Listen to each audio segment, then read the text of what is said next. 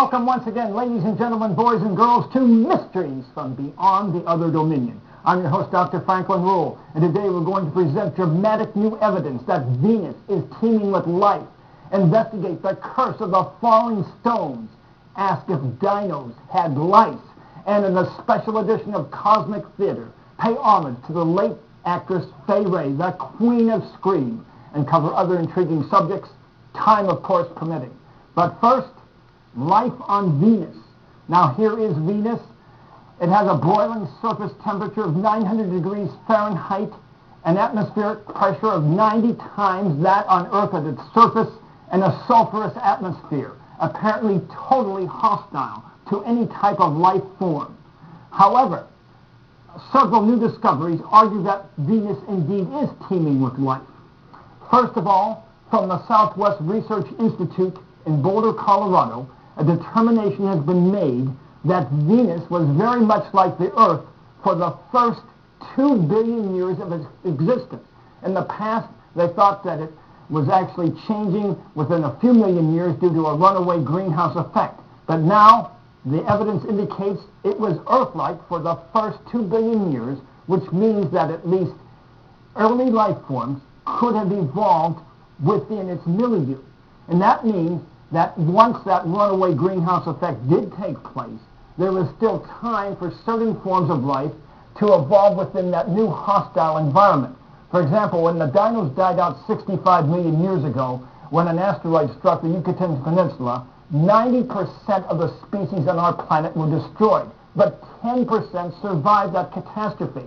And I'm arguing the same situation occurred on Venus, that there was time as this runaway greenhouse effect took place for various types of life to evolve both on the surface and beneath the surface of Venus. No doubt about it. Now, two discoveries, I think, argue for this. One comes from the Yellowstone National Park, where they have discovered primitive viruses actually flourishing in boiling acid.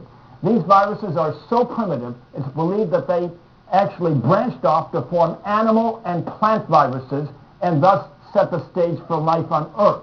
Well, such viruses could well exist in that hostile environment of Venus. The other discovery comes from the Great Salt Lake in Utah, where the salinity is 10 times that of ocean water.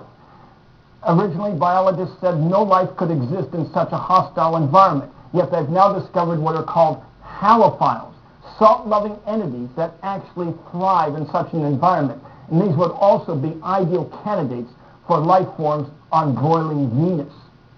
Now, another discovery concerns the atmosphere of Venus.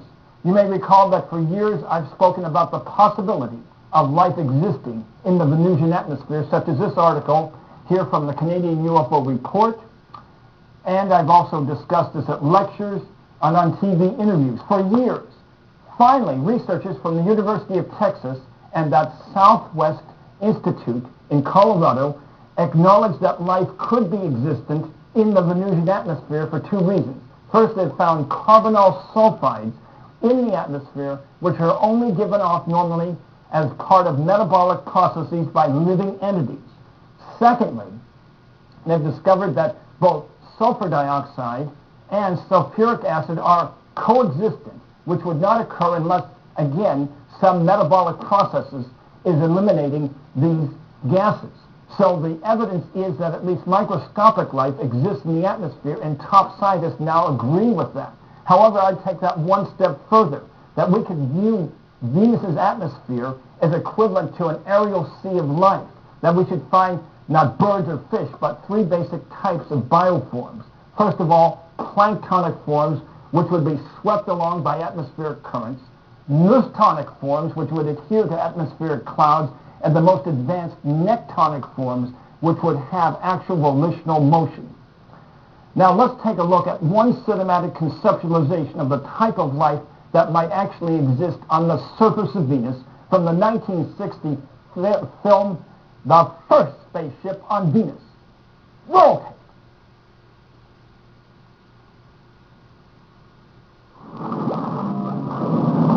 What could it be? Might be the missing power source.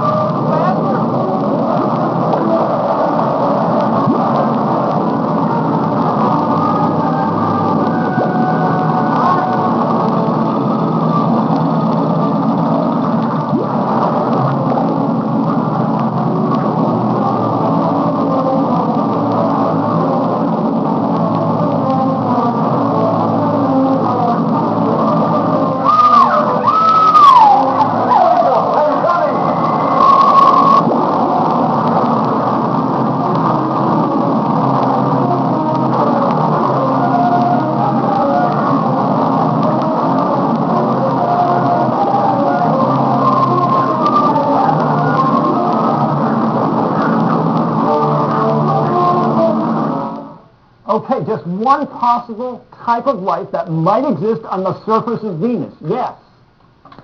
Now, until next time, may the power of the cosmos and of Venus be with you. Yes, yes, yes.